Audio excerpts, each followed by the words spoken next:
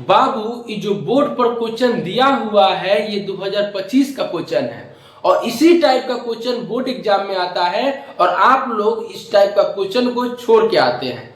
Challenge ठोक के कहते हैं एकदम क्वेश्चन आप लोगों को समझ में आ जाएगा। कैसे आएगा? जैसे हम आपको बताएंगे वैसे आप लोग समझ लीजिएगा, आप लोगों को समझ में आ जाएगा। चलिए बाबू बताते हैं। सबसे पहले क्या बोल रहा है, द्विघात समीकरण 2x² - 4x + 3 = 0 का विवेचक है।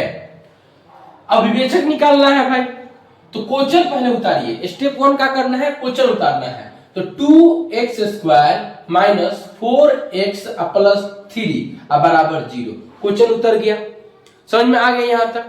अब क्या करना है कि फॉर्मूला आप लोग को मालूम रहना चाहिए। तो विवेचक का जो फॉर्मूला होता है वो होता है D = b² - 4ac।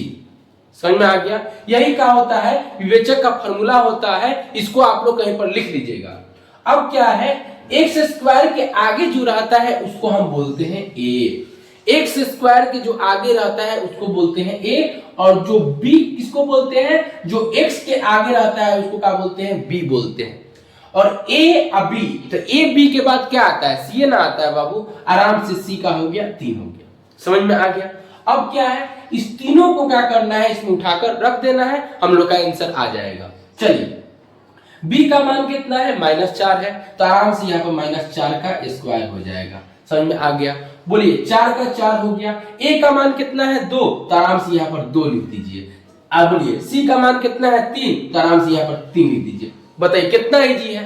अब देखिए क्या करना है, -4 का स्क्वायर यानी -4 कितना बार, 2 बार, तो -4 × -4, ठीक है, माइनस का माइनस, 4 दूना 8, 8 तरीके कितना 24। बोलिए कितना इजी है। अब बताइए -4 और गुने -4, तो माइनस माइनस प्लस 4 चौके कितना हो जाएगा वो 16, तो यहाँ पर आराम से 16 लिख दीजिए। और -24 का 24, एकदम तोड़ तोड़ के बता रहे हैं। अब बताइए -24 में से 16 निकालिएगा तो आप लोग का कितना बच जाएगा, -8 बच जाएगा। अब -8 कौन आंसर है, तो -8 हम लोग का सी।